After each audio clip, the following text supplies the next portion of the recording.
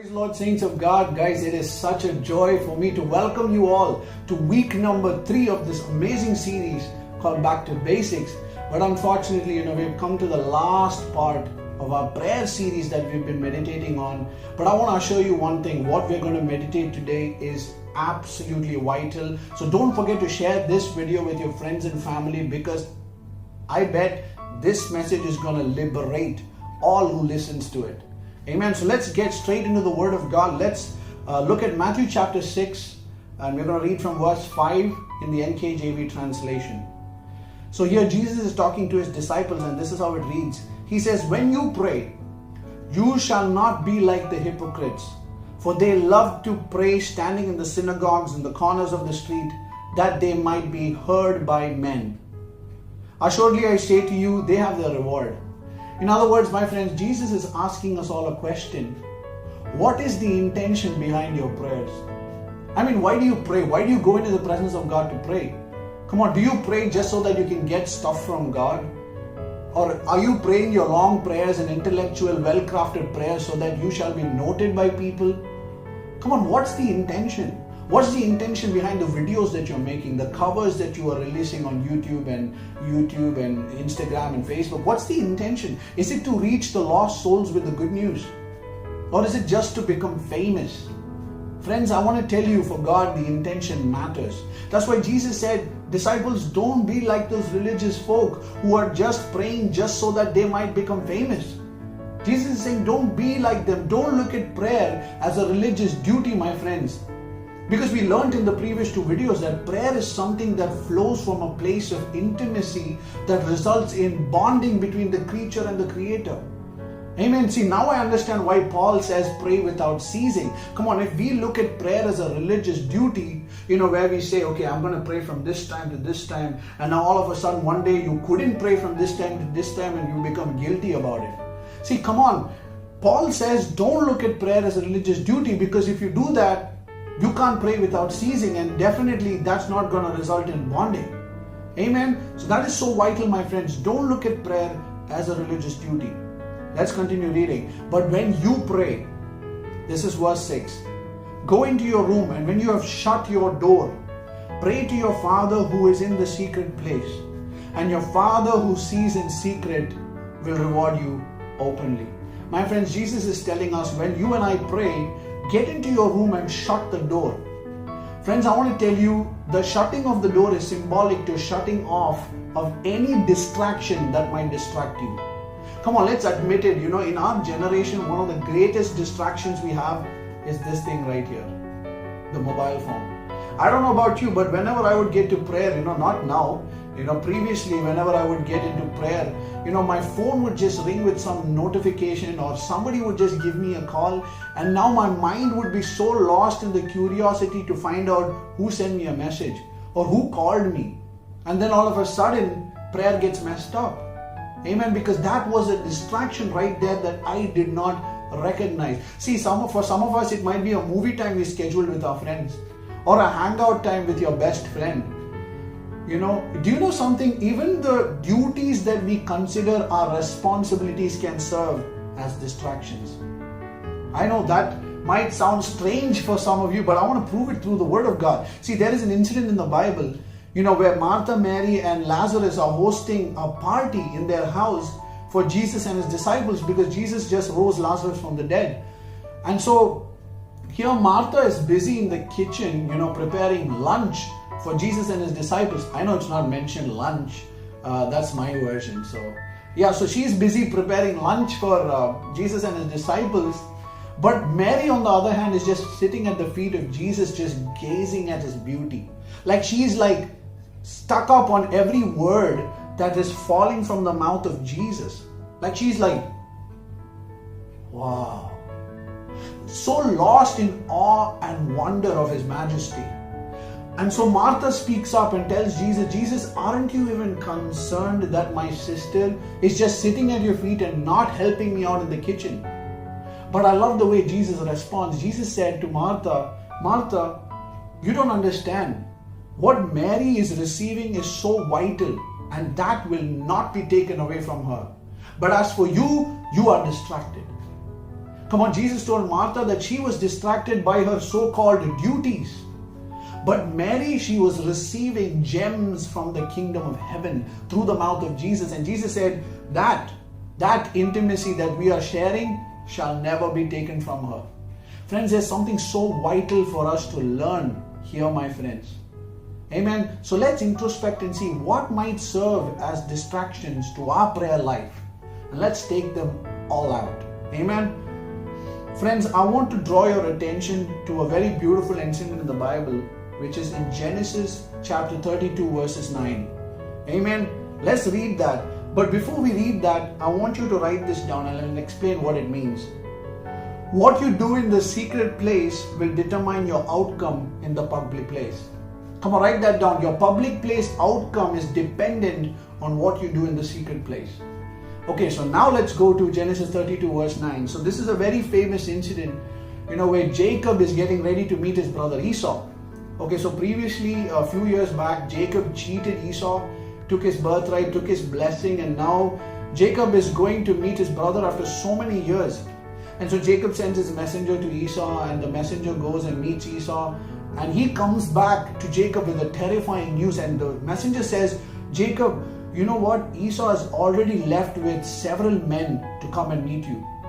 And that news just terrified, it blew the guts out of Jacob. I want to tell you, it terrified him to the core. But I love the way Jacob responded. He ran into the presence of God, which is why I salute him. And I'll show you why. So that's what we see in verse number 9. Jacob, he made sure that every distraction is out of the way. If you notice, he was alone. He was alone in the light. He made sure everything and everybody passed on to the other side, and he was alone.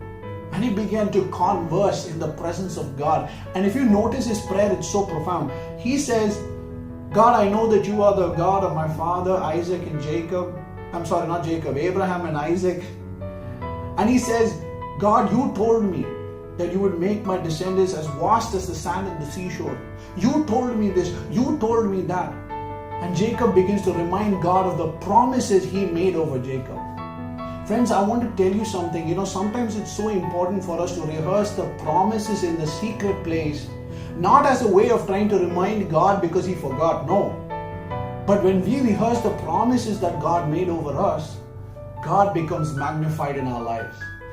That's what happens. See, when we rehearse the promises that God made over us, the revelation of who God is begins to magnify in our lives. And that's what happened in the case of Jacob. And so we know what happened the next day when he met his brother Esau. His brother Esau came running, not to punch him, but he came running and he hugged him and embraced him and kissed him. And they both started to weep and their hearts were just filled with joy, my friends. Come on, God took what the devil meant for evil and he turned it for Jacob's good. And we know why that happened. It's because, write this down, your public place battles are first fought in the secret place. Amen. That's what Jacob did. He started to battle it out in the secret place. Your public place battles are won first in the secret place. You've got to win first right here. You've got to win right here before you step out into the battle. That's what Jacob did, and God turned it for his good. Amen. This is so good, my friends. Let's continue reading verse number 7 of Matthew 6. Let's come back. And when you pray, don't use vain repetition as the heathens do, for they think they will be heard for their many words. Oh guys, this is so good because Jesus here is breaking every cord of religion. He's just throwing KO punches on religion right here.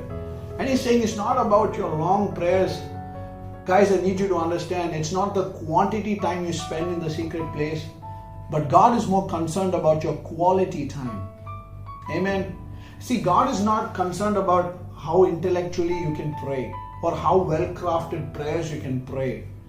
Some of us think that if we pray long prayers and well-crafted prayers, God is pleased with us and He'll move in a very special way when we make such prayers. No, but God is more concerned about your heart, my friends. That's why Jesus said, everybody looks at the external, but I look at the internal, man. I see the inside. I look at your heart. What is your intention behind the prayers you're making? That's where God is looking at, my friends. And so that's why Jesus is saying, don't be like those religious guys. who keep repeating the same thing over and over again and again, thinking that they'll be heard for their words. But no, it's about your heart.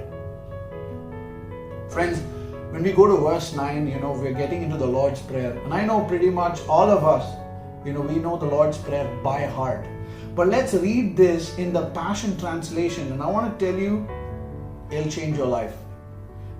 It's so nice, my friends. Let's read it. Our Father, dwelling in the heavenly realms, may the glory of your name be the center on which our lives turn. Manifest your kingdom realm and cause every purpose to be fulfilled on earth just as it is fulfilled in heaven. We acknowledge you as our provider of all we need each day. Forgive us the wrongs we have done as we ourselves release forgiveness to those who have wronged us. Rescue us every time when we face tribulation and set us free from evil. For you are the King who rules with power and glory forever. Amen. My friends, isn't it beautiful? And do you notice something? The main essence of the Lord's Prayer was intimacy. It was relationship. Come on, Jesus kept honoring the Father in the prayer that he made. And do you notice something else? Jesus didn't even rebuke the devil even once in that prayer. Amen. Because Jesus made that prayer from a place of knowing his identity. Come on, Jesus isn't praying an ignorant prayer. Like he knows who he is when he's praying that prayer. And God wants us to be in the same place. God don't want us to offer prayers as an orphan, but as a child of God. He wants us to know who we are. He wants us to know our position and authority when we pray. Amen. That's why, Jesus didn't say, I break you, devil. I break your plans. I break your ways. I break your backbone, devil. You are under. Jesus didn't say all of that. Because Jesus knows where the devil is. Jesus knows that the devil and all the company of his demons are under his feet. That's why the moment Jesus got down in the island of Gadarenes, the devil fell at his feet. Amen. The legions, I'm talking about the legions, those 12,000 demons inside of that man, they fell at the feet of Jesus. And Jesus knows where the devil belongs. In the same way, my friends, we don't have to be bothered about that devil. Because he's under your feet. The Word of God says that me and you, we are seated with Christ in the heavenly realms, far above every principalities and powers. We don't need to be bothered about that guy. Like he's no match for the sons of God. Amen. That's why in Jesus' prayer, the main essence was intimacy. Amen. I want to close with this last incident in Matthew chapter 21 verse 12.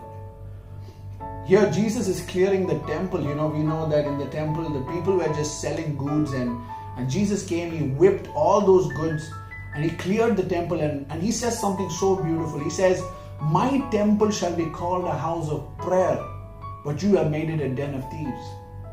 My friends, what temple is God talking about here? The Word of God says that, don't you know your body is the temple of the Holy Spirit? Friends, we are the temple of God. And Jesus says, my temple shall be called a house of prayer. Friends, write this last statement down. You and I, we are designed for prayer. We are the temple of God. We host the presence of God because we are the temple of God. And we are designed for prayer, my friends. See, that's why I said, our only response have to be prayer. Not just the initial response. The only response that we have has to be prayer. Amen. So I believe that this message blessed you guys. And thank you so much for listening. Do share this and let this message bring about liberation in the lives of people. Stay tuned. We're getting into the series of righteousness. And I'm really excited. All the notes are right here. And I'm excited for the next series. And so thank you guys for watching. Stay tuned. God bless you.